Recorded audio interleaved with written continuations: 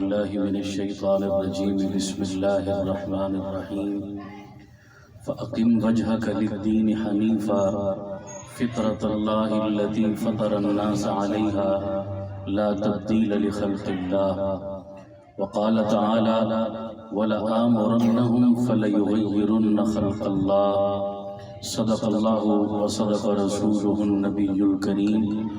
تمامی احباب ذوق و محبت سے درود شریف پڑھ لیں۔ اللہم صلی علی سیدنا و مولانا محمد وعلی آل سیدنا و مولانا محمد وبارک وسلم ثم صلی علیہ۔ ماہ ربیع الاول ہے اور ہر مسلمان یہ جانتا ہے کہ اس مہینے کو کیا عظمت اور کیا مقام کس وجہ سے حاصل ہے۔ مختصراً یہ کہ اس میں میرے اور آپ کے پیارے آقا امام الانبیاء جناب محمد الرسول اللہ، سب کہہ دو صلی اللہ، اور اونچی آواز سے صلی اللہ علیہ وسلم، ان کی آمد ہوئی۔ آپ کی ولادت طیبہ اور آپ کے میلاد پاک کا مہینہ ہے۔ اب آپ خود سمجھدار اور پڑھے لکھے ہیں کہ اس کی کتنی عظمتیں اور فضیلتیں ہیں۔ میں اس تفصیل میں نہیں جانا چاہتا، میری اگلی باتیں پھر ادھوری رہ جائیں گی۔ میں آپ سے ایک سوال کرنا چاہتا ہوں، مجھے بتائیے آپ کے گھر مہمان آتے رہتے ہیں یا نہیں آتے؟ بچے نہیں، بڑے بولو، مہمان گھر میں آتے ہیں یا نہیں آتے؟ بھائی سارے بول دو، آتے ہیں مہمان۔ گھر میں جب مہمان آ جائے تو گھر میں دو طرح کے افراد پائے جاتے ہیں، کچھ بڑے لوگ ہوتے ہیں، کچھ چھوٹے بچے ہوتے ہیں۔ مجھے بتائیں آنے والے مہمان کی گھر کے لوگوں کو خوشی ہوتی ہے یا نہیں ہوتی؟ جس کو ہوتی ہے اونچی بولو، خوشی ہوتی ہے۔ لیکن آپ سمجھدار ہیں، مجھے بتائیں گھر میں چھوٹے بچے بھی مہمان کی آمد پر خوش ہوتے ہیں، بڑے بندے بھی خوش ہوتے ہیں، کیا دونوں طبقوں کی خوشی ایک جیسی ہوتی ہے؟ بولو نہیں، دونوں کی خوشی میں فرق ہوتا ہے۔ چھوٹے بچوں کی خوشی کیا ہے؟ مثلا میں عمومی بات کر رہا ہوں، آپ میری تائید بھی کریں گے۔ گھر میں کوئی مہمان آتا ہے تو چھوٹے بچے خوش ہوتے ہیں۔ اب ان کی خوشی کا اظہار اور انداز کیا ہوتا ہے؟ گھر میں اگر 2 تھے تو 2، 4 تھے تو 4، 6 تھے تو 6، 8، 10 تھے تو 8، 10 بچے اکٹھے ہو جاتے ہیں۔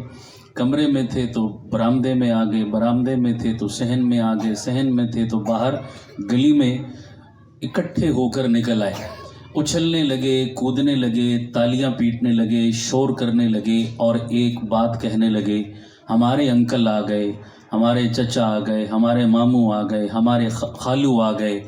یہ بچے تالیاں بھی پیٹ رہے ہیں، شور بھی کر رہے ہیں اور یہ جملے بھی دہرا رہے ہیں، ہمارے انکل، ہمارے انکل۔ اچھا، بچوں نے شور کیا، ہمارے انکل آ گئے، ہمارے انکل آ گئے۔ میں نے بچوں سے پوچھا بیٹا کیوں خوش ہو؟ کہنے لگے ہمارے انکل آئے ہیں۔ میں نے کہا پھر کیا ہوا انکل آئے؟ آپ اتنی تالیاں گلی میں کیوں پیٹ رہے ہو اکٹھے ہو کر؟ کہنے لگے آج ہمارے گھر چاول پکیں گے، ہم کھائیں گے۔ پتہ چلا بچوں کو انکل کے آنے کی خوشی کم ہے، ہم کھائیں گے کی خوشی۔ بولتے جاؤ جن کو سمجھ آ رہی ہے یار، ایسا ہوتا ہے یا نہیں ہوتا؟ آج ہمارے گھر مرغی پکے گی کھائیں گے، بریانی پکے گی کھائیں گے۔ تو بچے کو اصل میں اس چیز کی خوشی ہے، بچے کا مطلب اس میں، یا بچے کا ایک اور مطلب ہوتا ہے، بچے کو انکل کے آنے کی خوشی کم ہوتی ہے، انکل کے ہاتھ میں پکڑے ہوئے لفافے کی خوشی۔ بچے کا مطلوب تو اس میں ہوتا ہے نا جناب، کوئی مٹھائی ہوگی، کھلونے ہوں گے، فروٹ ہوگا، کوئی چیزیں ہوں گی، بچے کی نظر اس پر ہے۔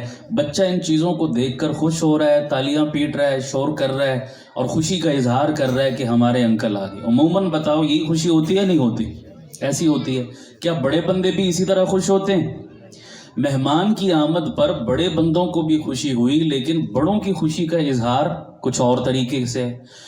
بڑا سنجیدہ، پڑھا لکھا، سمجھدار آدمی بھی مہمان کی آمد پر خوش تو ہوگا، لیکن اس کی خوشی کا انداز کیا ہے؟ مثلا گھر میں مہمان آیا، اس نے بیٹھک اور ڈرائنگ روم کا دروازہ کھولا، مہمان کو بٹھایا، پانی پلایا، شربت پلایا، چائے پلائی، کھانا کھلایا۔ یہ سارے کام کرنے کے بعد میزبان اپنے مہمان سے پوچھتا ہے جناب خیر تو ہے؟ کراچی سے، لاہور سے اتنا لمبا سفر کیا، ہزاروں روپیہ کرایہ خرچ کیا، گرمی سردی برداشت کی، سفر کی مشقت اٹھائی آپ نے، خیر تو تھی؟ اتنی مہنگائی میں ہم یہاں سے صدر جانا ہو تو 10 دفعہ سوچتے ہیں، کرایہ بڑا لگتا ہے جناب، آپ اتنا لمبا سفر کر کے ہمارے گھر آئے ہیں، خیر تو ہے، آپ کی آنے کا مقصد کیا تھا؟ پوچھے گا نہیں پوچھے گا؟ بولو بھائی، آپ اتنا تردد کر کے میرے گھر آئے، کیا مقصد لے کر آئے؟ کیا پیغام لے کر آئے؟ کس کام سے آئے؟ آپ نے کیوں اتنا لمبا قصد کیا؟ مقصد کیا ہے آپ کے آنے کا؟ تو بڑا بندہ آنے والے مہمان کا مقصد پوچھتا ہے، پھر کہتا ہے جناب میں آپ کی کیا خدمت کر سکتا ہوں، آپ کے مقصد میں آپ کی کیا ہیلپ کر سکتا ہوں، کیا تعاون کر سکتا ہوں، مجھے بتائیے میرے لیے کیا حکم ہے؟ آپ اتنے دور سے میرے گھر چل کر آئے۔ بڑا بندہ آنے والے مہمان کا مقصد پوچھتا ہے، اس مقصد کو پورا کر کے پھر کیا ہوتا ہے؟ خوش ہوتا ہے۔ بتائیے ایسا ہے یا نہیں ہے؟ آپ مہمان آئے کراچی سے، لاہور سے، دور کا سفر کر کے، آپ قورمہ اچھا کھلائیں، بریانی کھلائیں، مرغا کھلائیں، بہترین قسم کی دعوت کھلائیں، لیکن اس سے ایک دفعہ بھی نہ پوچھیں کہ بابا اتنا لمبا سفر کر کے آئے کیوں ہو، تمہارے آنے کا مقصد کیا تھا؟ تو بتاؤ آنے والا مہمان خوش ہو جائے گا؟ آپ کے قورمے دودھ پتی سے تو خوش نہیں ہوگا۔ آپ اس کو سادہ پانی پلا دو یا پانی کا گلاس بھی نہ پلاؤ، لیکن آنے والے مہمان کا مقصد پوچھ کر پورا کر دو تو بتاؤ وہ خوش ہو جائے گا یا نہیں ہو جائے گا؟ بولو سارے، یہ خوش ہو جائے گا۔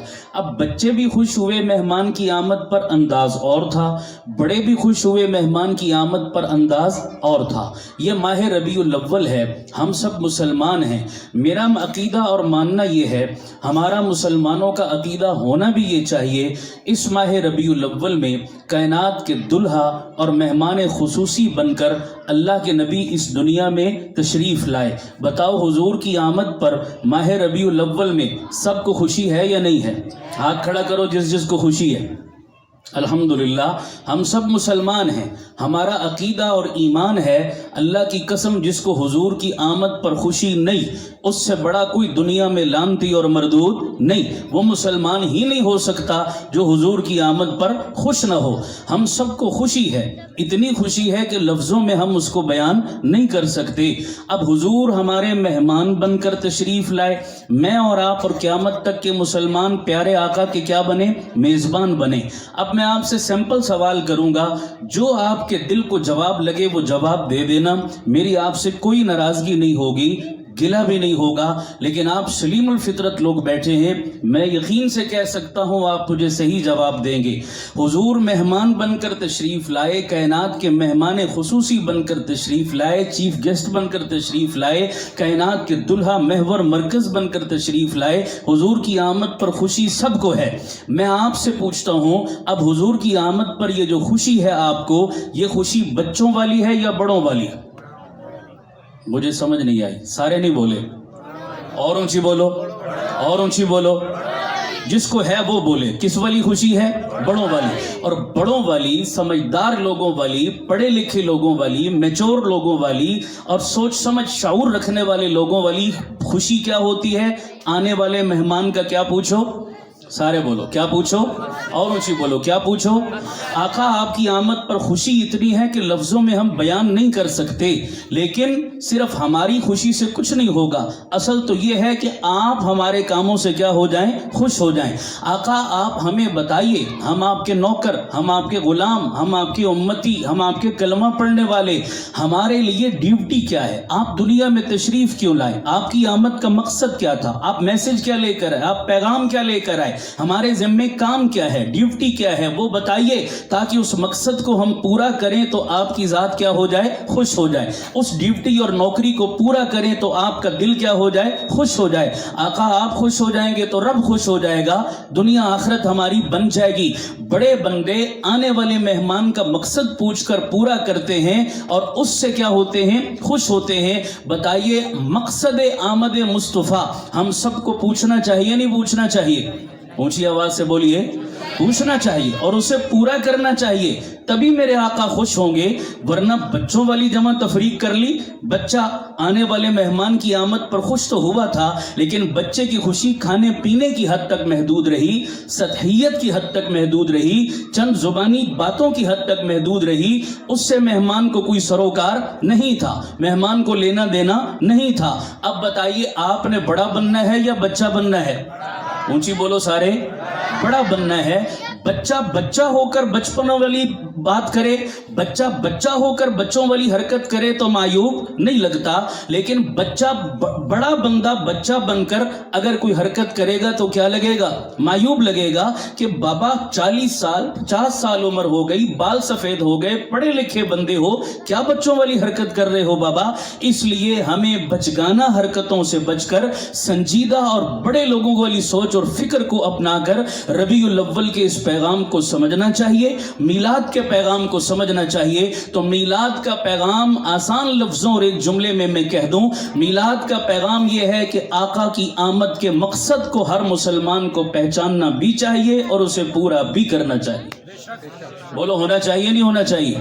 یہ پہلی بات. اب اس پر میں مزید باتیں کروں تو بات میری لمبی ہو جائے گی. میں 2-3 آگے اور میسج بھی دینا چاہتا ہوں, اس لیے تھوڑے تھوڑے پر اکتفا کرتا ہوں. تفصیل کبھی پھر موقع ملا تو انشاءاللہ ادھار سے ہی. اب اس سے پہلی بات تو پتہ چل گئی کہ آج ہم سارے کے سارے حضور کی آمد کے مقصد کو سننے کے لیے یہاں پر کیا ہوئے؟ جمع ہوئے. اب ہم مقصد کو سننے کے لیے یہاں جمع ہیں. میں ایک اہم پوائنٹ کی طرف جو آج کل کے حوالے سے بھی بہت سارے کانسیپٹ آپ کے کلیئر کرے گا. میں روایتی خطیب نہیں ہوں, میں لچھے دار تقریریں مجھے آتی ہیں میں نہیں کرتا, مجھے شعر و شاعری بھی آتی ہے میں نہیں کرتا. میں ٹو دی پوائنٹ بات کیا کرتا ہوں تاکہ لوگوں کا وقت بڑا قیمتی ہے, لوگ کوئی کام کی بات سنیں, پلے پڑے, اللہ ہم سب کو عمل کی توفیق عطا فرما دے. اس لیے میں وقت ضائع نہیں کرنا چاہتا. اب اگلی بات بڑی توجہ اور دل کے کانوں سے آپ نے میری سننی ہے. اللہ تعالیٰ قرآن مجید میں فرماتے ہیں فَأَقِمْ وَجْهَكَ لِلدِّينِ حَنِيفًا, مسلمانوں اسٹیٹ فارورڈ اپنا رخ دین اسلام کی طرف کر دو. دائیں بائیں متوجہ ہونے اور دیکھنے کی نہ اجازت ہے اور نہ ضرورت ہے, ہم سب مسلمان ہیں. فطرت اللہ التی فطر الناس علیہا, جس نیچر پر, جس فطرت پر, جس مزاج پر اللہ نے تمہیں پیدا کیا ہے اسی نیچر, فطرت اور مزاج پر تم نے کیا رہنا ہے؟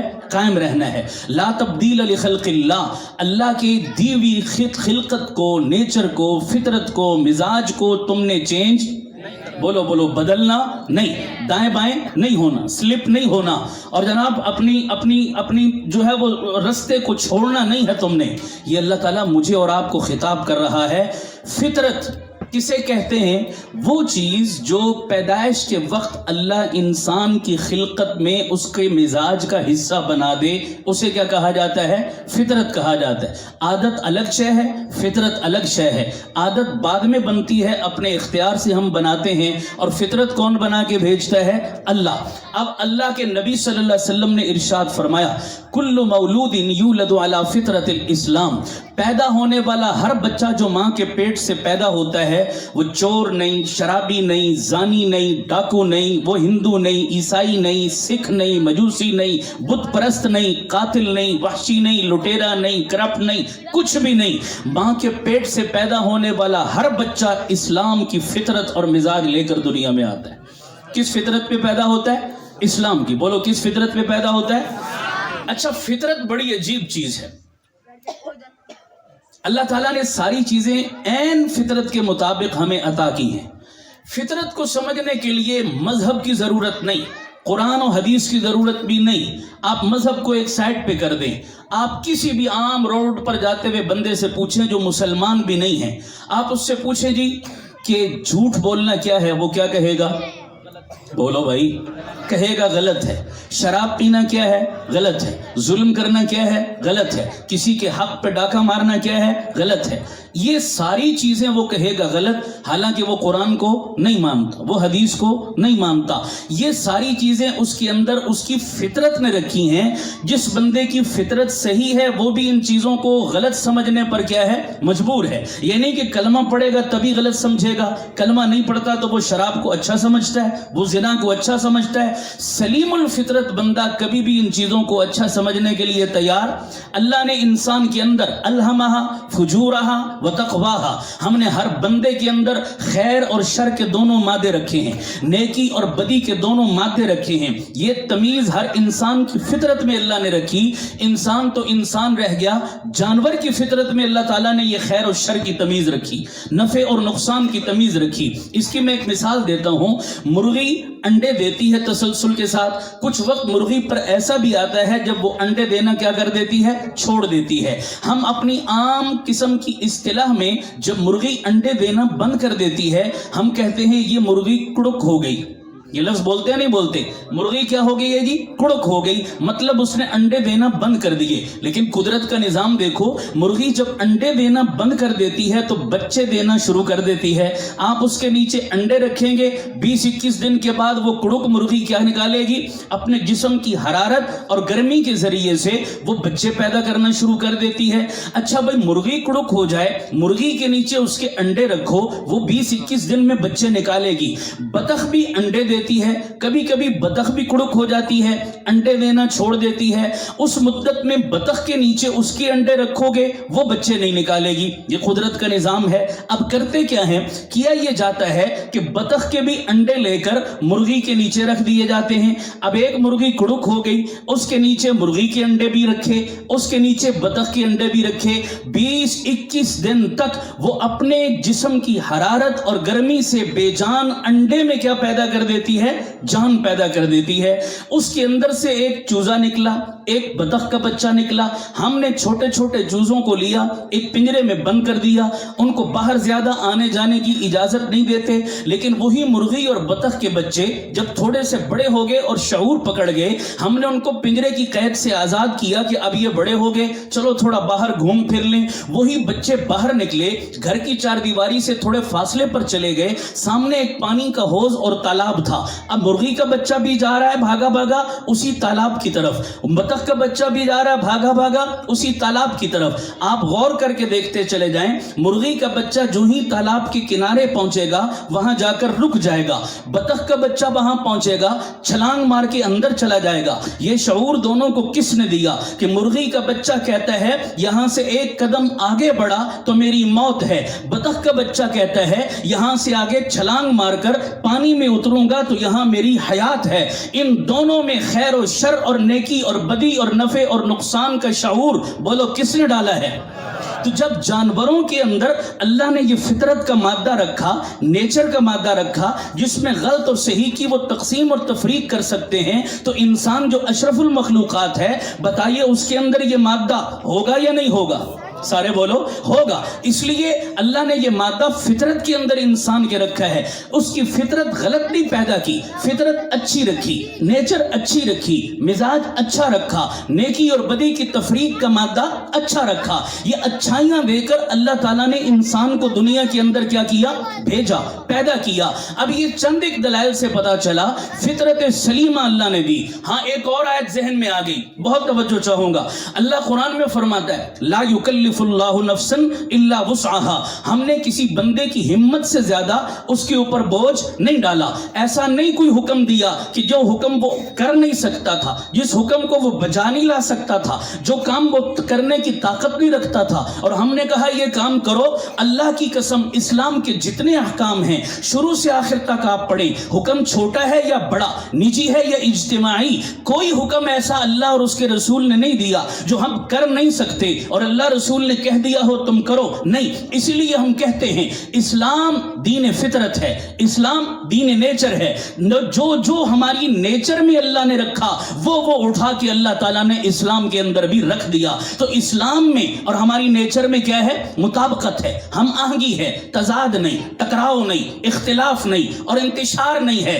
دونوں کو اللہ تعالیٰ نے یکجان کیا، اور اللہ نے کوئی حکم ہے ایسا نہیں دیا اٹھا نہیں سکتے، اللہ کہے تم اٹھاؤ۔ بھلا بتاؤ، چھوٹا سا بچہ صبح صبح جب اسکول جاتا ہے تو اسکول کا بستہ پیچھے بیگ پیچھے لاتا ہے، اس بیگ میں کتابیں اور کاپیاں ہوتی ہیں، لیکن ماں باپ بھی بچے کے ساتھ شفقت اور محبت کرتے ہیں۔ تو محبت کا تقاضا کیا ہے کہ وہ بچے کو کہتے ہیں بیٹا فالتو کتابیں بیگ سے نکال دو، فالتو کاپیاں بیگ سے نکال دو، جو سلیبس اور نصاب ابھی تمہارا شروع نہیں ہوا وہ کاپیاں بھی گھر میں رکھ دو، ان کو بیگ میں لے کر بوجھ اٹھانے کی ضرورت نہیں، بس جتنی ضرورت ہے اتنی اٹھا لو۔ یہ ماں باپ کہتے ہیں نہیں کہتے؟ تو وہ رب جو 70 ماؤں سے زیادہ اپنے بندوں سے پیار کرتا ہے، بھلا بتاؤ وہ اضافی بوجھ اپنے بندوں پہ ڈال سکتا ہے؟ ہاں، جو ڈالا وہ اضافی ہے نہیں، اور جو نہیں ڈالا وہ اضافی اللہ نے رہنے دیا، اس کا ہمیں مکلف بنایا نہیں۔ لیکن جتنی چیزوں کا بعض چیزیں ضروری ہوتی ہیں وہ بچے کے بیگ میں رکھتے ہیں، جیومیٹری باکس رکھتے ہیں، جو ہے وہ کاپی رکھتے ہیں، پینسل رکھتے ہیں، پھٹا رکھتے ہیں، جو ضروری بوجھ تھا وہ ڈالا۔ اب جتنا بوجھ بچے پہ ڈالا وہ بھی اس کے ساتھ انصاف تھا، ظلم نہیں تھا۔ سمجھ آ رہی ہے نہیں آ رہی؟ جتنا بوجھ بچے پہ ڈالا وہ بھی ماں باپ نے اس کے ساتھ کیا کیا؟ انصاف کیا کہ اگر بالکل بچے پر بوجھ نہ ڈالتے، خالی بستہ دے کر بھیج دیتے تو وہ کورا کا کورا رہ جاتا، وہ زندگی کا شعور حاصل نہ کر سکتا، زندگی کی شاہراہ پہ وہ کبھی کامیاب نہ ہو سکتا کہ کورا بستہ ڈال دیا، وہ خالی گیا اور خالی واپس آ گیا۔ اللہ بھی اگر کوئی حکم اپنے بندے کو نہ دیتے، یہ کورا ہی رہتا، تو بتائیے جنت کا مصداق کیسے بنتا، رب کی رحمتوں کا مصداق کیسے بنتا، حضور کی شفاعت کا حقدار کیسے بنتا؟ تو جو بوجھ ڈالا وہ عین انصاف تھا، جو نہیں ڈالا وہ بھی عین انصاف ہے۔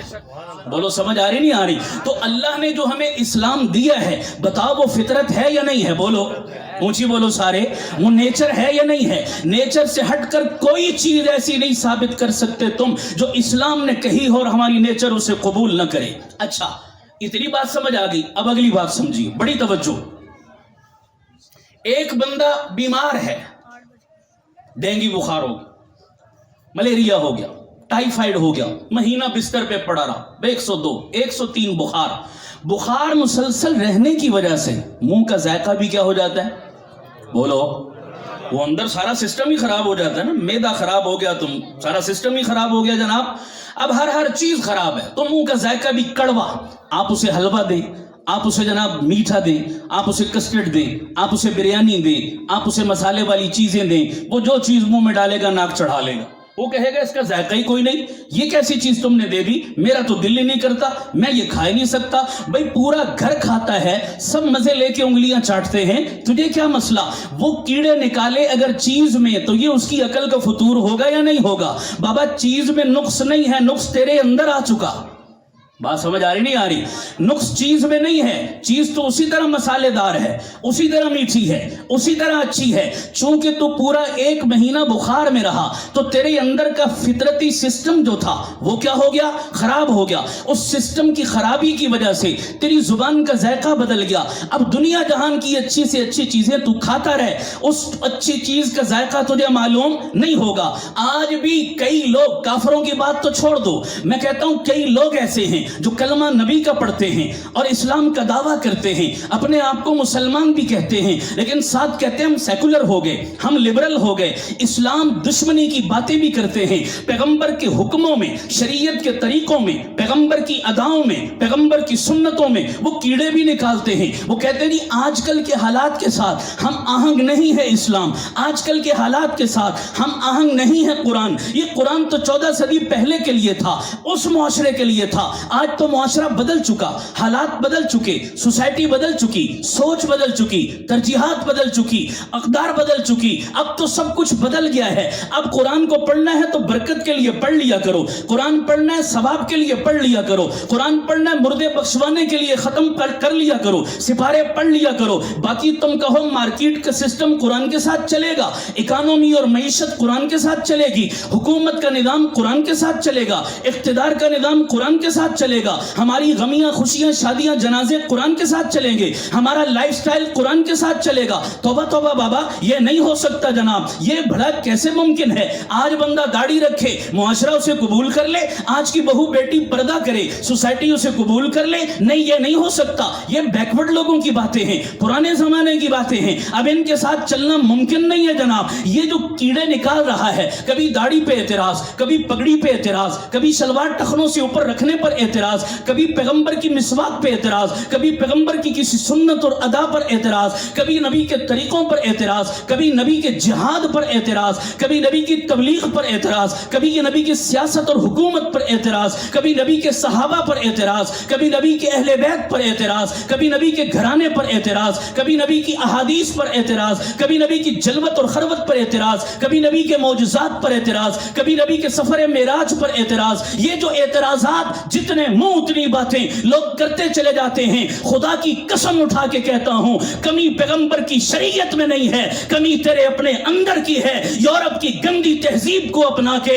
یورپ کی گندی فلمیں اور ڈرامے دیکھ دیکھ کر، یورپ کا بےہودہ نصاب تعلیم پڑھ پڑھ کے تیرے اندر کے سسٹم میں خرابی پیدا ہو گئی، اس لیے تجھے شریعت کے ہر حکم میں عیب اور نقص نظر آتا ہے۔ اگر یہ تعصب کی اینک اتار، کعبے کے رب کی قسم تو گواہی دے گا اسلام کا کوئی حکم نیچر اور فطرت کے خلاف نہیں ہے، اس کے عین مطابق۔ نعرہ تکبیر، نعرہ تکبیر۔ ختم نبوت تاجدار ختم نبوت. صحیح ہے یا غلط ہے؟ اندر کی خرابی ہے نا. اچھا یہ خرابی ہوئی کہاں سے؟ ہم تو اچھی فطرت لے کر آئے تھے, ہم تو بڑا اچھا مزاج لے کر آئے تھے. ماں کے پیٹ سے ہم برے پیدا نہیں ہوئے تھے. آج مسلمان بھی کیوں اتنا دور چلا گیا اپنے نبی سے, شریعت کے احکام سے؟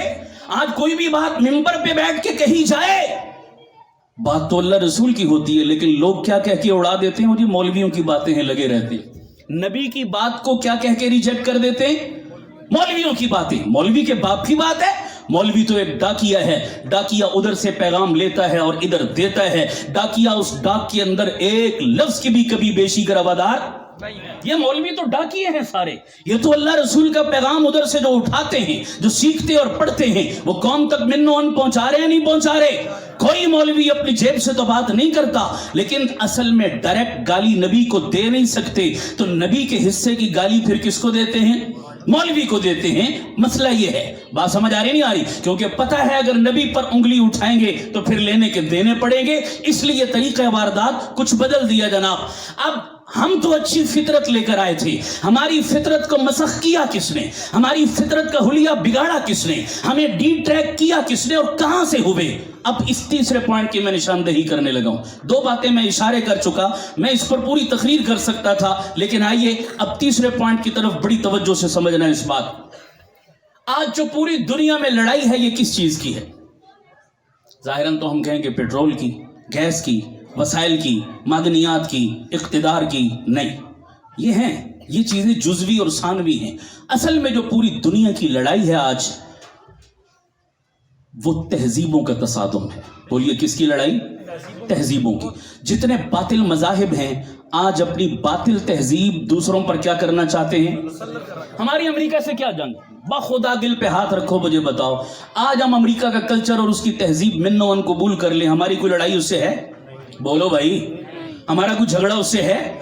اب اپنی باطل تہذیبوں کو دوسروں پر مسلط کرنے کے لیے وہ کبھی طاقت, کبھی حکومت, کبھی سیاست, کبھی اسلحہ, کبھی جنگ, کبھی فوج, مختلف سہارے لیتے ہیں, انسٹرومنٹس مختلف استعمال کرتے ہیں. حقیقت میں یہ تہذیبوں کا تصادم ہے. وقت ہوتا تو میں تھوڑا سا اس کی بیک میں جا کر آپ کو سمجھاتا, لیکن وقت نہیں ہے, میں اسی پر اکتفا کر رہا ہوں. تہذیبوں کی لڑائی. دنیا کی تمام تہذیبیں ہم مسلمان کہتے ہیں باطل ہیں یا نہیں؟ بولو یار, اونچی بولو جس کا ایمان ہے. باطل ہے. کون سی تہذیب سچی؟ میرے مصطفیٰ جو لے کر آئے تھے. میرے پڑھے لکھے کئی بھائی آج کل ایک کنفیوژن کا شکار ہیں.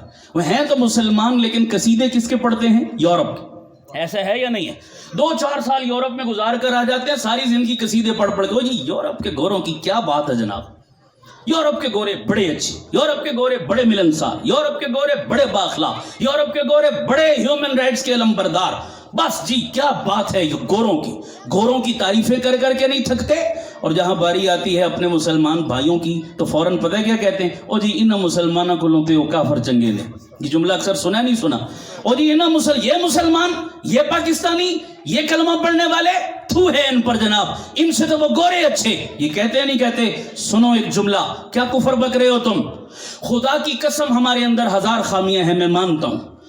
ہم من حیث المعاشرہ بڑی خامیوں کے شکار ہیں, کوئی شک نہیں, لیکن ایک جملہ پوری ذمہ داری سے کہتا ہوں. ساری دنیا کے گوروں سے مراد کافر ہیں میرے, مسلمان نہیں. ساری دنیا کے گورے کافر مل جائیں, کام کا نہیں, ایک نام کا مسلمان کتنا ہی گناہگار کیوں نہ ہو, صرف نام کا مسلمان, ساری دنیا کے گورے مل جائیں, اس نام کے مسلمان کے جوتے کی مٹی کا مقابلہ نہیں کر سکتے. بولو ہمارا ایمان ہے یا نہیں ہے؟ مجھے حدیث یاد آئی, میرے پاک پیغمبر نے ایک موقع پر اما عائشہ ام المومنین نے سوال کیا, آقا جس کے 2 بیٹے یا بیٹیاں فوت ہو جائیں اور ماں باپ ان کی وفات پر بچپن میں صبر کریں تو کیا ملے گا؟ حضور نے فرمایا اگر ماں باپ صبر کریں ان نابالغ بچوں کے مرنے پر, قیامت والے دن یہ بچے انگلی پکڑ کے ماں باپ کو جنت کا وارث بنائیں گے. پھر اماں جی نے پوچھا آقا جس کا ایک بیٹا یا بیٹی فوت ہو جائے؟ حضور نے فرمایا وہ ایک جنت میں لے کر جائے گا. پھر اماں جی نے اپنا پوچھنا تھا, تمہید لمبی باندھی, کہا آقا جس کی اولاد ہی کوئی نہ ہو. अम्मा जी की अपनी कोई औलाद न थी हुजूर से, कहा आका जिसकी कोई औलाद न हो उसका सिफारशी कौन होगा। और दिल पे हाथ रखो और अपना सीना फख्र से अपना चौड़ा करो मुसलमानों। मेरे पाक पैगंबर ने फरमाया था, ऐशा गम न कर, जिस मेरे उम्मती और कलमा पढ़ने वाले का क़यामत वाले दिन कोई सिफारशी नहीं होगा, मैं मोहम्मद उसका सिफारशी बन जाऊँ। स्कीम 3 के मुसलमानों, दिल पे हाथ रख कर मुझे बताओ, कायनात का कोई गोरा मेरे और आपके इस एजाज का और इस तमगे का मुकाबला कर सकता है? ये शिफात मोहम्मदी का जो तमगा मुझे और आपको मिला, सारी दुनिया के गोरे उल्टे लटक जाएं, इस एजाज के मुकाबले में शरीक नहीं हो सकते। फिर तुम किस मुंह से कहते हो इन्ना मुसलमानों को गोरे चंगे? अब मैं इसी पर गुफ्तगू करूं तो बातें बड़ी लंबी हो जाएंगी, फिर मेरी बात दाएं बाएं निकल जाती है। मैं अर्ज कर रहा हूं यारो, ये एजाज कोई हमसे छीन नहीं सकता। हम बड़े खुश नसीब लोग हैं, पैगंबर की उम्मत में अल्लाह ताला ने हम सबको क्या किया? पैदा किया। मैं बात कर रहा हूं, एक अच्छी नेचर लेकर हम दुनिया में आए हैं। इस नेचर का तिया पांचा किसने किया? शबखून किसने मारा? हमारी तहजीब का हुलिया किसने बिगाड़ा? अपनी गलत तहजीब को हम पर मुसल्लत किसने किया और कैसे किया? छोटे छोटे इशारे करने लगा। मौजूदा ज़माना जिसमें हम जी रहे हैं, ये जो पूरी दुनिया में तहजीब आज छाई हुई है, इसको कहते हैं दज्जाली तहजीब। यूरोप की तहजीब का नाम क्या है? सारे बोलो, क्या है? दज्जाल की आमद का वक्त करीब करीब है या नहीं है? करीब है। मेरे नबी ने फरमाया था, आदम से लेकर क़यामत की सुबह तक दज्जाल के फितने से बड़ा कोई फितना नहीं आएगा। आज इस फितने को हमने मिंबरों से बयान करना ही छोड़ दिया। हम रस्मी रिवायती तकरीरें सुनते हैं, हम वही मौलवी बुलाते हैं जो रिवायती तकरीरें सुनाए हमें, हम उस पर नोटों की बेलें कराएं, नारे लगाएं और अपने अपने घर चले जाएं। ये बातें हमें कोई नहीं बताता। सबकी बात मैं नहीं कर रहा, एक उमूमी बात। ये मिजाज बन गया नहीं बन गया? सहाबा अपने जमाने में दज्जाल से डरते थे जो 14 सदी पहले गुजर गए, तो आज तो हमें कितना डरना चाहिए। हमारे दीनदारों को दज्जाल का नहीं पता, हमारे बच्चों और नौजवानों को क्या पता होगा खेल क्या खेला जा रहा है। ये एक तफसीली मौजू है, मैं तो सिर्फ 2-4 पॉइंटों की तरफ इशारा करने लगा हूं, बड़ी तवज्जो चाहूंगा आपकी। दज्जाल का लफ्ज निकला है दजल से। दजल का माना क्या है? धोखा, झूठ, फरेब। इसको हम क्या कहते हैं? दजल कहते हैं। दजल का एक माना है वो मरहम जिससे खराब जिल्द के ऊपर ऐसी लीपा पोती की जाए कि उस जिल्द के तमाम उयूब क्या हो जाएं? छुप जाएं। उस मरहम को भी क्या कहा जाता है? दजल कहा जाता है। समझ आ रही नहीं आ रही? यूरोप सारे का सारा आज पूरी दुनिया में किस चीज का नाम है? दजल। धोखा, फ्रॉड, मुलम्मा साजी है, धोखा है और कुछ भी नहीं। हम धोखा खा रहे हैं, हम मुतासिर हैं उसकी तहजीब से। लोग कहते हैं यूरोप ये, यूरोप वो। मैं यूरोप का कोई कमाल मानने के लिए तैयार नहीं। हाँ, एक कमाल मैं तस्लीम करता हूं यूरोप का। आप कहेंगे वो कौन सा कमाल? तो सुनिए, यूरोप का एक कमाल मैं मानता हूं कि यूरोप एक बड़े जबरदस्त ब्यूटी पार्लर का नाम है। यूरोप किसका नाम है? अच्छा, ब्यूटी पार्लर किसे कहते हैं? कभी गए आप? क्यों जी गए नहीं हैं? सुना तो होगा, इतना जानते तो जरूर हैं। ब्यूटी पार्लर में क्या होता है? एक 50-60 साल की बुढ़िया भी घंटे के लिए अंदर चली जाए तो वापस क्या बनकर निकलती है? 20-25 साल की नौजवान दोशीजा। ऐसा है या नहीं? ब्यूटी पार्लर ने क्या किया? उसके चेहरे और उसके वजूद के सारे ऐपों को डेंटिंग पेंटिंग करके, बोलो भाई, जो दिखाया जा रहा है वो है, जो है वो दिख नहीं रहा। इसी का नाम क्या है? दजल। बोलो, इसी का नाम क्या है? यूरोप किस चीज का नाम है? एक खूबसूरत ब्यूटी पार्लर का नाम। अपने तमाम गंद, अपनी तमाम गिलाजतें, अपने तमाम जुल्म, अपनी तमाम बर्बरियत, अपनी तमाम दहशत गर्दी और वहशत, अपना तमाम नाइंसाफी उन्होंने अपने चंद चिकने चुपड़े नारों के अंदर क्या कर दी? छुपा दी। अपनी मुंह टेढ़ा करके अंग्रेजी बोलने में क्या कर दी? छुपा दी। यूरोप से बड़ा जालिम दुनिया में ना पैदा हुआ ना पैदा हो सकता है। ये सारी की सारी गिलाजतें उस मुआशरे में मौजूद। मैं कहता हूं, तुम आज दुनिया में दावा करते हो ना, पढ़े लिखे कई लोग कहते हैं जी दुनिया को न्यू सिविलाइजेशन यूरोप ने दी है। यही कहते हैं, नहीं कहते? नई तहजीब यूरोप ने दी, नए जीने के ढंग रंग यूरोप ने दुनिया को दिए। मैंने कहा यूरोप ने नया दिया क्या है? मैं चैलेंज करता हूं, आओ मेरे सामने बैठो, बात करो, क्या दिया है यूरोप ने तुम्हें नया? मैं आपसे एक सिंपल बात करता हूं, कौन सी ऐसी चीज है जो आज यूरोप में मौजूद है और मेरे नबी की आमद से पहले उस जाहिलियत के अरब के मुआशरे में नहीं थी? एक चीज मुझे बता दो। میرے نبی کی آمد سے پہلے اس دور جاہلیت جس کو کہا جاتا ہے، اس عرب کے بدتر معاشرے میں سود تھا یا نہیں تھا؟ بولتے جاؤ، بولو۔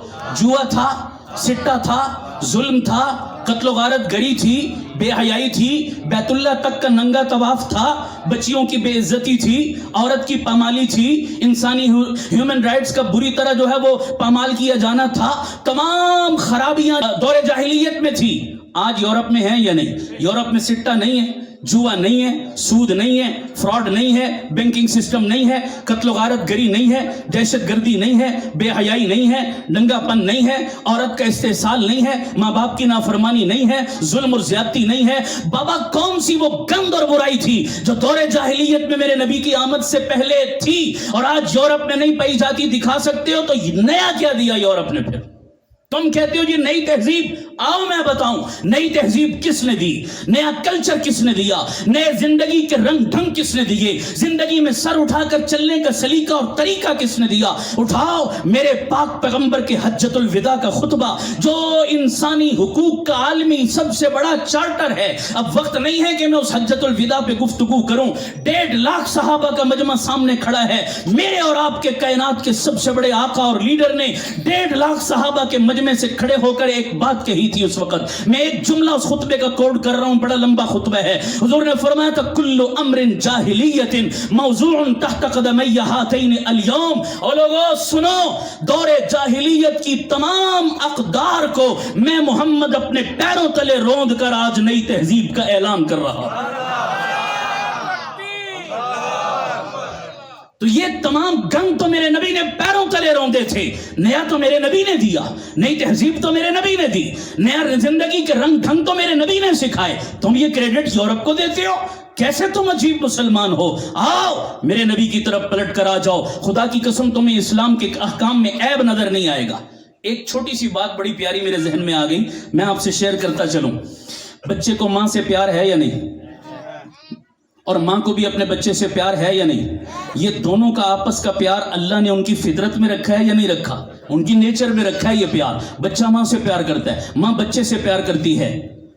اگر بچے کی ماں گم ہو جائے، بالفرض خدا نہ خواستہ کسی بچے کی لاڈلی ماں کیا ہو جائے؟ گم ہو جائے، اس کی نظروں سے اوجھل ہو جائے اور وہ دیوانوں کی طرح، پاگلوں کی طرح اپنی ماں کو تلاش کرتا پھرے، یکدم اس کی ماں اس کو مل جائے اصلی حالت میں، صحیح حالت میں، سمجھ آ رہی نہیں آ رہی؟ خدا کی قسم وہ سب کو چھوڑ کر، سب سے منہ موڑ کر اپنی ماں پر فریفتہ ہو جائے گا نہیں ہو جائے گا؟ ارے بولو سارے، خدا کی قسم وہ اپنی ماں کے سینے سے لپٹ جائے گا نہیں لپٹ جائے گا؟ اس کی کیفیت کیا ہوگی شاید میں لفظوں میں بیان نہ کر سکوں۔ اور یارو میرے پاک پیغمبر کی شریعت اور یہ دین اسلام آج ہم سے گم ہو چکا ہے۔ یارو آج بھی اگر صحیح شکل میں اسلام کوئی ہمیں لا کر دے دے تو ایک پیغمبر کا سچا عاشق دنیا کے تمام نظاموں پر تھوک پھینک کے لات مار کے محمد کے نظام کو سینے سے اپنائے گا انشاءاللہ۔ بولو اپنانا چاہیے نہیں اپنانا چاہیے؟ سارے بولو۔ لیکن کوئی ہمیں بتائے تو صحیح۔ ہم بچپن میں اسکول پڑھتے تھے تو اسکول کے اندر ایک کتابوں میں واقعہ سنایا جاتا تھا، پڑھا جاتا تھا، آپ نے بھی شاید پڑھا ہوگا۔ شیر کا بچہ شیروں کے ریوڑ سے بچھڑا اور لومڑیوں کے ریوڑ میں جا ملا۔ شیر کا بچہ کس کے ریوڑ میں جا ملا؟ تو رات دن لومڑیوں کی صحبت اٹھا اٹھا کر اس کے اندر بھی شیرانہ پن چلا گیا اور کس والی اوصاف آ گئے؟ صحبت کا اثر ہوتا نہیں ہوتا؟ سالے تورا سالے کنت، تالے تورا تالے کنت، نیکاں دے لڑ لگیاں میری چولی وچ پھل پے تے مندیاں دے لڑ لگیاں میرے اگلے بھی ڈل گئے۔ یہ صحبت کا اثر ہے جناب، اصول ہے، فطرتی بات ہے یہ۔ شیر کا بچہ لومڑیوں کی صحبت میں رہتا ہے تو لومڑی میں شیر بہادر، شیر جنگل کا بادشاہ، شیر میں شجاعت، شیر میں جناب جو ہے وہ بہادری، یہ سارے اوصاف شیر کے ہیں۔ لیکن اس کو اپنے اوصاف بھول گئے، ماحول سے کٹ گیا تھا نا، لومڑیوں کے ریوڑ میں ملا تو لومڑی میں بزدلی، لومڑی میں دوغلا پن، لومڑی میں منافقت، یہ ہوتی ہے نہیں ہوتی؟ اس کے اندر بھی یہ سارے اوصاف لومڑیوں والے۔ ایک دن وہی شیر کا بچہ کسی ندی اور گھاٹ پر آیا، منہ نیچے کیا، پانی پینے لگا تو اس کو پانی کے اندر کیا نظر آیا؟ اپنے چہرے کا عکس نظر آیا۔ اس نے دیکھا اتنا بڑا منہ، منہ پہ اتنی بڑی داڑھی اور اتنے بڑے بڑے دانت، تو اس کو پتا چلا کہ اوہو میں تو کسی اور کی نسل ہوں, میں تو شیروں کی اولاد ہوں, یہ کن لومڑیوں میں مل کے لومڑی بن گیا جناب. جب اپنی اوقات کا پتا چلا, آئینہ دکھا, جب اپنے شیرانہ پن کا اور اپنے ماضی اور آباء و اجداد کا پتا چلا, وہ شیر پلٹا اور اپنے شیرانہ پن کے ساتھ اس نے ایک دھاڑ ماری اور ساری لومڑیوں کی وضو اس نے توڑ کر رکھ دیے. اوے مسلمانوں, تم محمد ابن قاسم کے نام لیوا ہو, تم سلطان ٹیپو کی اولاد ہو, تم محمد ابن قاسم کی اولاد ہو, تم طارق ابن زیاد کی اولاد ہو, تم قتیبہ بن مسلم کی اولاد ہو, تم سلطان ٹیپو کی اولاد ہو, تم ملا عمر کے نام لیوا ہو. تم یہ بے حیائی کے پروگرام دیکھ دیکھ کر, یہ ننگی ناچ فلمیں دیکھ دیکھ کر, یہ فیس بک اور ٹک ٹاک دیکھ کر کن بے غیرتوں میں مل گئے تم نے اپنا ماضی بھلا دیا, تم نے اپنے آباء و اجداد کو بھلا دیا, تم نے اپنی تاریخ کو بھلا دیا, تم نے اپنی فطرت کو بھلا دیا. آؤ آج بھی کوئی آئینہ دکھائے تو ذرا نم ہو تو یہ مٹی بڑی زرخیز ہے ساقی. اللہ میری قوم کو ماضی کی طرف پلٹنے کی توفیق عطا فرمائے, آمین کہہ دو سارے. واردات ہمارے ساتھ کیا ہوئی, دجل کیا ہوا, دجل یہی ہوا. دجال نے کیا کرنا ہے, ہمارے ساتھ دجل سے کام لینا ہے. اچھا آپ کو عجیب بات بتاؤں, ذرا غور سے سنیے گا. حضور نے فرمایا تھا دجال کی کتنی آنکھیں ہوں گی جی, بولو سارے. وہ ایک آنکھ. بچے بھی غور سے سنو ذرا, بیٹا بڑی غور سے سنو یہ باتیں, گھر بھی جا کر بتاؤ, دوسرے دوستوں سے بھی شیئر کرو, یہ باتیں کوئی نہیں بتائے گا آپ کو. دجال کی ایک آنکھ یہاں درمیان میں. اب اس کی وجوہات کیا ہے میں ان تفصیلات میں نہیں جاؤں گا, بالکل شارٹ کٹ. ایک آنکھ یہاں پر لگی ہوگی جناب. امریکہ کی جو سب سے بڑی فلم ساز کمپنی ہے, نام تھوڑا میں بھول رہا ہوں, وارٹنز یا اس طرح کا کچھ ملتا جلتا نام ہے, جو فلمیں بنانے والی کمپنی, اس کا جو لوگو اور مونوگرام ہے نا وہ بھی ایک آنکھ ہے. امریکہ کا جو سب سے بڑا ٹی وی اسٹیشن ہے CBS اس کا نام ہے, CBS کا مونوگرام بھی ایک آنکھ ہے. آپ گھر جائیے گا یا کہیں سے آپ کو ملے یا نیٹ پر چیک کیجئے گا, $1 کا جو نوٹ ہے اس کی بیک کو آپ دیکھیں تو ایک مثلث نما احرام بنا ہوا ہے, جو پہلے وقت کے فرعون بنایا کرتے تھے. آج بھی مصر میں احرام مصر موجود ہیں اس نام سے.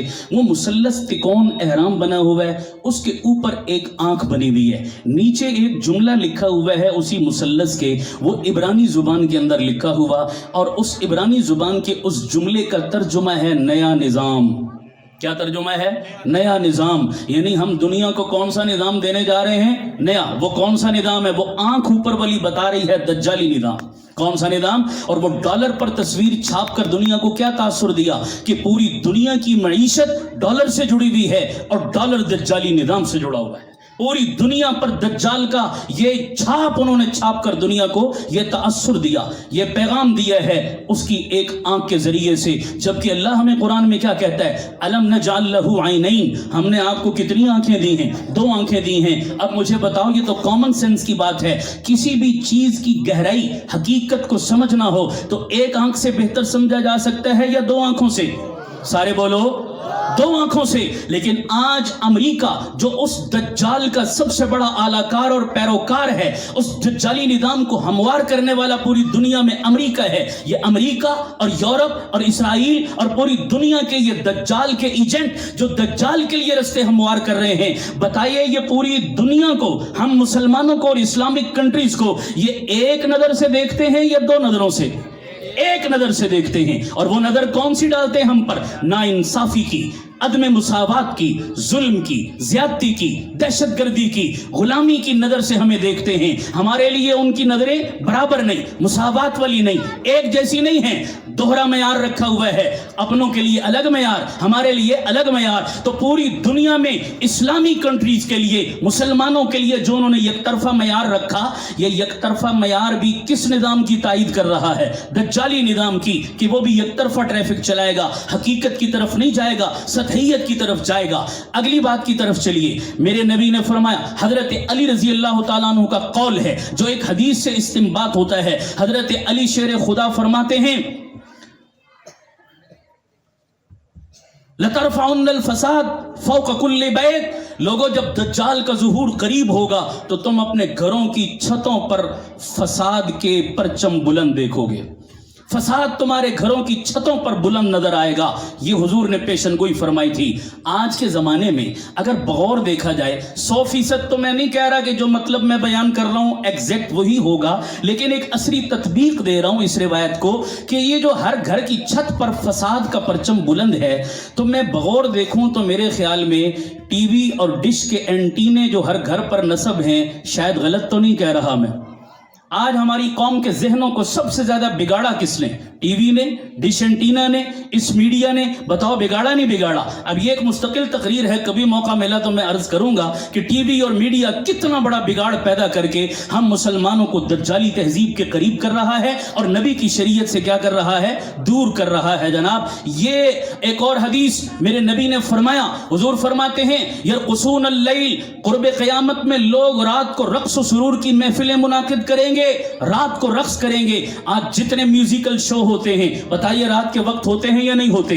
तमाम रक्स व सुरूर की महफिलें रात को बुलंद जो है वो मुनाकिद की जाती हैं। और हुजूर ने फरमाया कि वालर रूस अल माजिफ, लोगों के सरों पर मौसीकी के आलात होंगे, लोगों के सरों पर मौसीकी के आलात होंगे। अब मैं सोचता रहा या अल्लाह, ये सरों पर मौसीकी के आलात का क्या मतलब? तो मेरे जहन में एक बात आई, अब 100% दुरुस्त है या नहीं मैं ये दावा नहीं कर रहा, लेकिन मेरे दिल को लगी ये बात कि आज हर दूसरे नौजवान को देखो कानों पे हैंड फ्री लगा कर गाने सुन रहा है या नहीं सुन रहा। हर बुराई का प्रोग्राम, सारे तो गलत नहीं सुनते, लेकिन अक्सरियत की बात कर रहा हूं, सबके कानों पर हैंड फ्री लगे हैं और उन हैंड फ्रीज के जरिए बुरे और गलत पैगाम सुने जा रहे हैं, मौसीकी सुनी जा रही है। 14 सदी पहले मेरे नबी ने कितना सच फरमाया था। 2 रस्ते अल्लाह ने हमें दिए हैं, एक आंख एक कान। ये तेज तरीन रस्ते हैं किसी भी चीज के इदराक के लिए, किसी भी चीज को समझने के लिए। बताओ इन दोनों रस्तों पर आज यहूद और नसारा ने पहरे बिछाए नहीं बिछाए? आंखों के जरिए से भी फिल्में, ड्रामे, कार्टून, हयासोज प्रोग्राम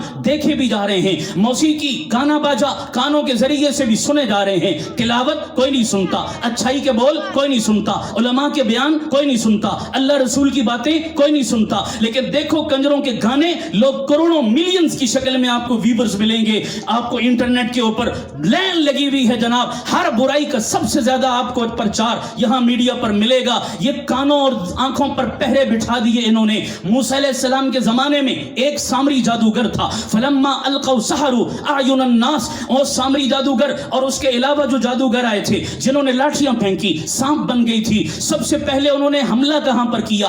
अयुनन नास, लोगों की आंखों को कंट्रोल किया अपने जादू के जरिए। लोग समझते थे ये सांप हैं, हकीकत में वो क्या थी? रस्सियां थी। तो लोगों की आंखों पर क्या किया? सहर किया, जादू किया। मूसा अलैहिस्सलाम के जमाने में जादूगरों ने जादू करके आंखों को कंट्रोल किया। हर जमाने में बातिल आया है, बातिल वही रहा, अफकार और नजरियात वही रहे। हाँ, आलात बदलते रहे। तवज्जो करना, अफकार नहीं बदले, आलात बदले हैं। मूसा अलैहिस्सलाम के जमाने की फिक्र भी वही थी जो आज के सामरियों की फिक्र है। मूसा अलैहिस्सलाम के जमाने के बनी इसराइल भी वही कुछ चाहते थे जो आज के बनी इसराइल यहूद चाहते हैं। फिक्र वही है, आलात बदले हैं। उस जमाने में उन्होंने लाठियां फेंकी थी, लोगों की आंखों को कंट्रोल किया अपने जादू के जरिए। आज उन्होंने मीडिया लॉन्च किया, टीवी और फिल्म को लॉन्च किया, और इसके जरिए से भी किसको कंट्रोल कर रहे हैं? आंखों को कंट्रोल कर रहे हैं। आंखों पर जादू कर दिया, आंखों के जरिए दिमाग को कंट्रोल कर लिया। अब दिमाग हमारे पास नहीं रहे। आप जानते हैं सुल्तान सलाह, बात समेट रहा हूं, आखिरी बात करता हूं। सुल्तान सलाहुद्दीन अय्यूबी के जमाने में एक सुल्तान के मुखालिफिन ने एक टेक्निक इजाद की थी, जिस टेक्निक को कदीम जुबान के अंदर टेलीपैथी कहा जाता था, और उसी को आज की जदीद जुबान में हिप्नोटिज्म करना कहते हैं, हिप्नोटाइज करना कहते हैं। ये हिप्नोटाइज का मतलब क्या है? इंसान एक टेक्निकल जो है वो मश्क के जरिए से ऐसा फन हासिल कर ले, उस पर उसको कुदरत हो जाए कि अगले बंदे के माइंड सेट और दिमाग को क्या कर ले? अपने कंट्रोल और कब्जे में ले ले। फिर अगले बंदे का दिमाग और सोच अपनी नहीं रहती, फिर जो ये चाहता है वो सोचता है, फिर ये जो चाहता है वो करता है। इसको कहते हैं हिप्नोटाइज करना। इसका आगाज तो सुल्तान के जमाने में हुआ, फिर हर जमाने में मुख्तलिफ शक्लें आती गई। आज के जमाने में लोगों के माइंड सेट और सोच और फिक्र को कंट्रोल करने की जो जदीद तरीन सूरत है उसका नाम है मीडिया। بولو صحیح کہہ رہا ہوں غلط کہہ رہا ہوں؟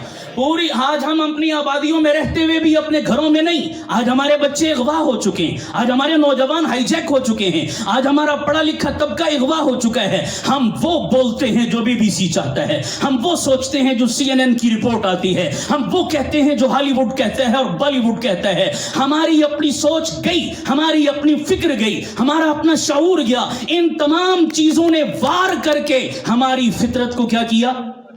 بولو مسخ کیا، چینج کیا. سمجھ آ رہی نہیں آ رہی؟ اب مسخ ہوئی ہے نا فطرت، تو اب میں ساری گفتگو کا خلاصہ عرض کرنے لگا ہوں. یہ ساری لمبی تمہید باندھ کے لاؤں اس پوائنٹ کے لیے سننا. ہماری فطرت کو چینج کیا. یہودیوں کی مذہبی کتاب کا نام آپ جانتے ہیں؟ تورات. کیا نام ہے؟ سارے بولو کیا نام ہے؟ تورات ان کی مذہبی آسمانی کتاب، اور ان کی ایک فقہ کی کتاب ہے یہود کی، آج بھی موجود اور ان کے ہاں بڑی معتبر سمجھی جاتی ہے. ان کی فقہ کی کتاب کا نام ہے تالمود. تالمود کے اندر یہ بات لکھی ہوئی ہے، نوٹ کرو، میں پوری ذمہ داری سے بتا رہا ہوں. یہ بات لکھی ہوئی تالمود میں موجود ہے کہ یہودیوں کا ماننا اور ان کا عقیدہ یہ ہے کہ دنیا میں انسان صرف ہم ہی ہیں، ہمارے علاوہ کوئی اور بھی انسان نہیں ہے دنیا میں، صرف انسان یہودی ہیں بس. باقی دنیا میں جتنے لوگ ہیں یہ انسان نما حیوان ہیں. ظاہری شکل تو کس والی ہے؟ انسانوں والی، لیکن حقیقت میں یہ کیا ہے؟ لفظوں پہ غور کرنا ذرا. یہ انسان نہیں ہے، یہ حیوان ہے سارے. ہم بھی ان کے کاغذوں میں کون ہے؟ حیوان.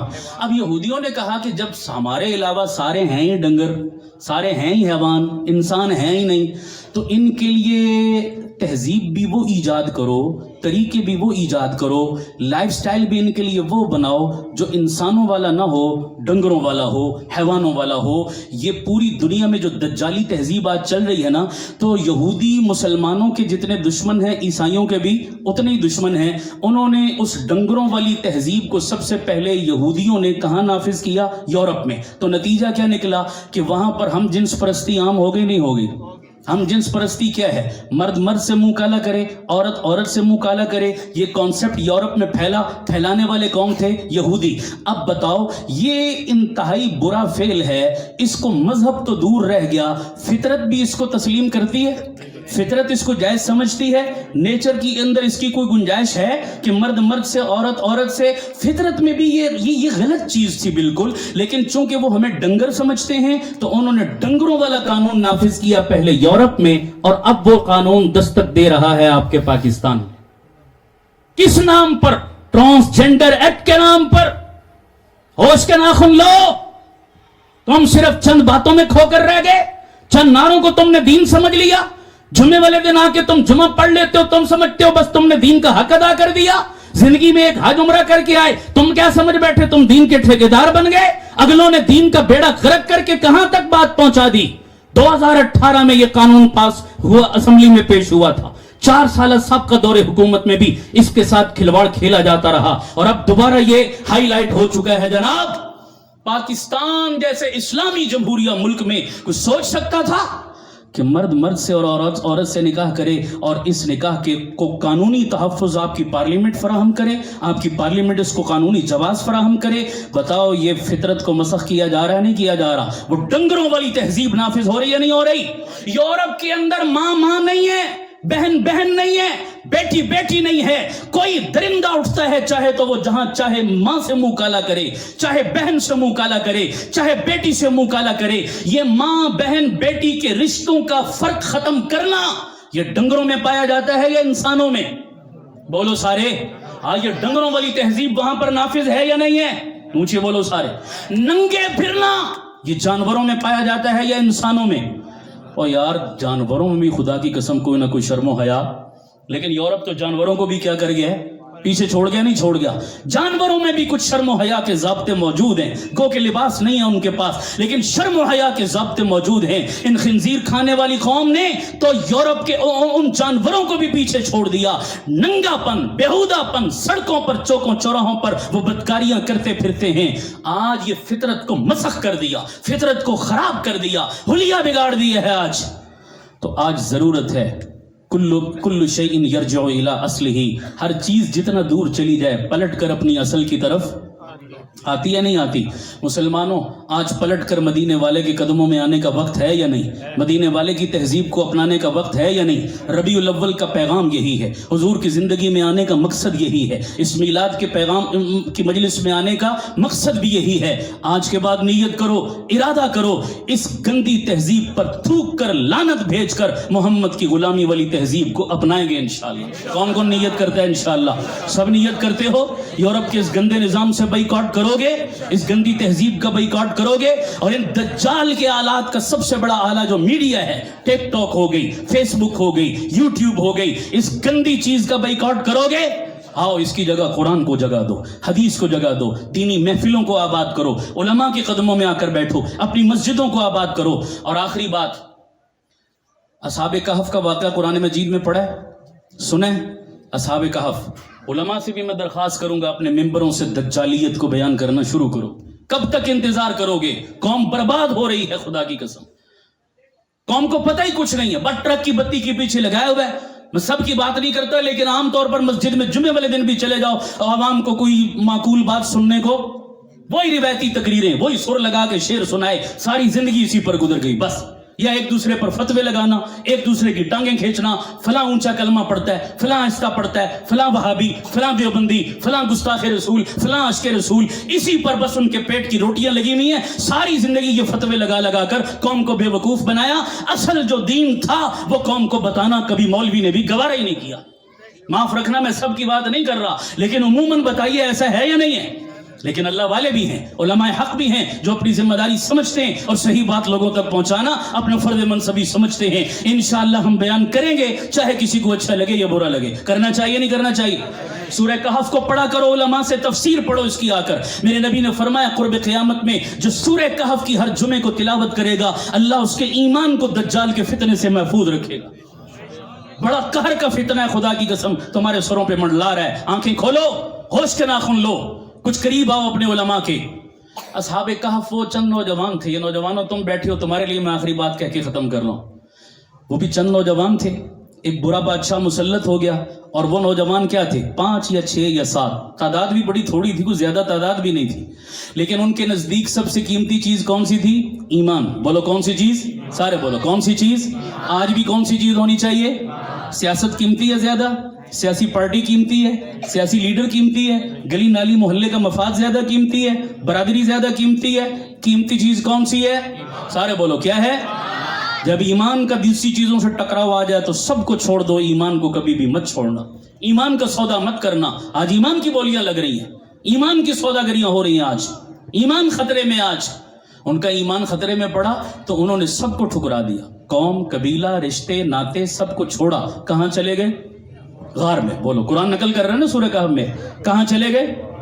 لمبا عرصہ، کئی 100 سال تک سوئے رہے۔ واپس جب بیدار ہوئے جناب تو نقشہ بدلا ہوا تھا، آگے مسلمان حکمران تھا۔ سمجھ آ رہی نہیں آ رہی؟ صاحب ایمان لوگ تھے، وہ لمبا واقعہ ہے، میں اشارہ کر رہا ہوں۔ اچھا بھائی، اس زمانے میں نوجوانوں کا ایمان خطرے میں پڑا تو وہ غار میں چلے گئے۔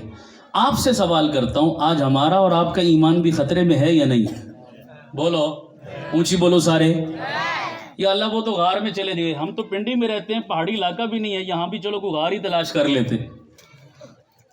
سمجھانے کے لیے ایک بات کہہ رہا ہوں، یا اللہ ہم تو یہاں رہتے ہیں شہری آبادی میں، ایمان تو ہمارا بھی خطرے میں ہے۔ یا اللہ یہ سوال پوچھنا چاہتے ہیں یہ لوگ، مولا ایمان بچانا چاہتے ہیں، عشق رسول سلامت رکھنا چاہتے ہیں، سب لٹتا ہے لٹ جائے، اللہ ایمان سلامت رہے، نسخہ بتائیے۔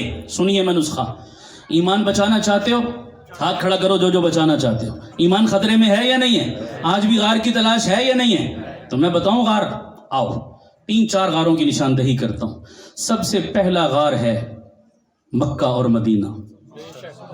ہلو، کون سا غار ہے؟ سارے بولو کون سا غار ہے؟ دجال ساری دنیا میں پھر جائے گا، مکہ اور مدینہ میں کبھی داخل نہیں ہو سکے گا۔ ایمان بچانا چاہتے ہو تو یورپ کی نیشنلٹیاں مت لو، کس کی نیشنلٹی لو؟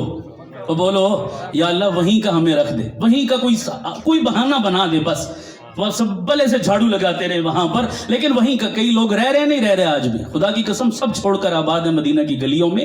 آج بھی بڑی مثالیں، اب وقت نہیں میں مثالیں پیش کرتا، اللہ ہمیں بھی یہ شوق نصیب فرما۔ مکہ اور مدینہ پہلی غار ہے، ایمان بچانا چاہتے ہو تو ادھر رخ کرو۔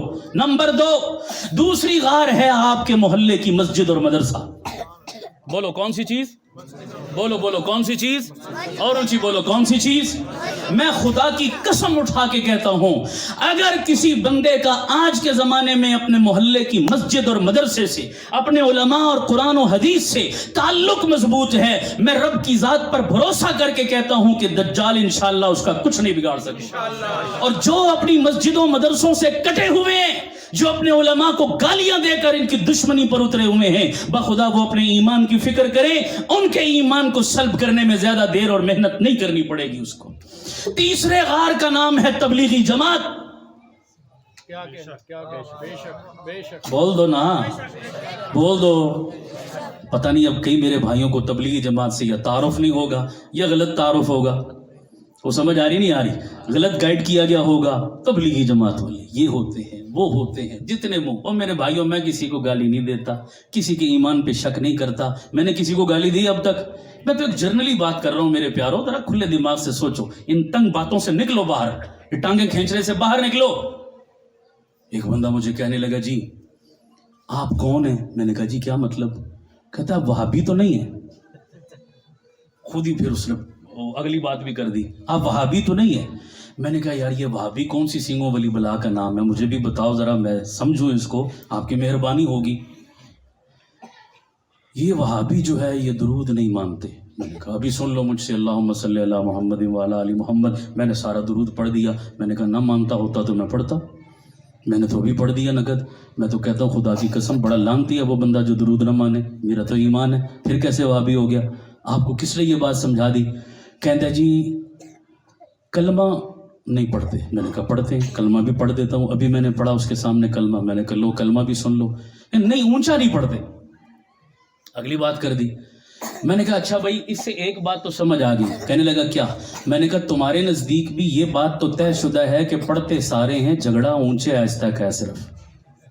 نہیں سمجھے شاید آپ. اتنا تو تم نے بھی میرے پیارے تسلیم کر لیا کہ بھائی پڑھتے سارے ہیں، ہم بھی پڑھتے ہیں آپ بھی پڑھتے ہیں، جھگڑا کس کا ہے؟ او بولو اور اونچی بولو. میں نے کہا میں کوئی لمبا چوڑا عالم مفتی تو نہیں ہوں کہ میں کوئی فتویٰ اس پر صادر کروں، بڑا گناہ گار سا بندہ ہوں. ہاں اتنا ضرور کہہ دیتا ہوں جس کا رب اونچی سنتا ہے وہ اونچا پڑھے، جس کا آہستہ بھی سن لیتا ہے وہ آہستہ پڑھ لے. اللہ اللہ خیر سن. صحیح ہے یا غلط ہے یار بولو. میں کسی پر جھگڑا نہیں کرتا نہ فتویٰ لگاتا ہوں. یار پڑھو صحیح، اللہ کے لیے پڑھو صحیح. اونچے آہستہ کے جھگڑے میں کیوں پڑے ہو؟ میں آپ سے سوال کرتا ہوں، ہمارا خدا ایک ہے یا دو ہے؟ اونچی بولو جس کا ایمان ہے. مسلک جو بھی آپ کا، میں مسلک میں نہیں بات کر رہا، میں ایک مسلمان سمجھ کے بات کر رہا ہوں. ہمارا خدا، ہمارا رسول، ہمارا قبلہ، ہمارا قرآن، ہمارا دین، ہمارا دوست، ہمارا دشمن، ہمارا ہدف، ہماری منزل. تو کیا یہ اچھا ہوتا ہم ایک ہوتے؟ کیا یہ اچھا ہوتا ہم ایک ہو کر یہ جنگ لڑتے سارے؟ کیوں فرقوں میں بٹے ہو؟ کیوں چھوٹی چھوٹی باتوں پر اپنی منزل کھوٹی کرتے ہو اور اپنے آپ میں دوریاں پیدا کرتے ہو؟ یارو آؤ ہم متحد ہو کر یہ پیغام لے کر اٹھیں کہ آج کے بعد محمدی تہذیب کا، محمدی کلچر کا، محمدی غلامی کا، محمد کی سنت اور شریعت کا نعرہ ہر جگہ لگائیں گے اور اس کا آغاز اپنے آپ اور اپنے گھر سے کریں گے انشاءاللہ. کہہ دو انشاءاللہ اور اونچی کہہ دو انشاءاللہ. داڑیاں رکھنا فطرت ہے یا فطرت کے خلاف ہے؟ بولتے جاؤ سارے. پردہ کرانا اپنی ماں بہنوں بیٹیوں کو فطرت ہے یا فطرت کے خلاف ہے؟ اونچی بولو سارے. اپنے رب کو سجدہ کرنا، ایک الہ کو ماننا فطرت ہے یا فطرت کے خلاف ہے؟ اونچی بولو سارے. نبی کی شریعت پر ایمان لانا فطرت ہے یا فطرت کے خلاف ہے؟ پیغمبر کے تمام احکام کو من و تسلیم کرنا فطرت ہے یا فطرت کے خلاف ہے؟ تو ہم نے دین فطرت پر رہنا ہے یا فطرت کو مسخ کرنا ہے؟ اور جن ہمارے بھائیوں کی فطرت کسی وجہ سے مسخ ہو چکی ہے ان کو بھی پیار محبت سے قریب لاؤ گے انشاءاللہ. ان کو بھی اس طرح کی محفلوں میں لاؤ گے، اس طرح کے ماحول میں جوڑو گے نا انشاءاللہ. یہ چند باتیں تھی جو میں نے اشارتاً عرض کر دی. کبھی موقع ملا تو تفصیل بھی عرض کروں گا. یار زندہ ملاقات باقی. وآخر دعوانا ان الحمدللہ رب العالمین.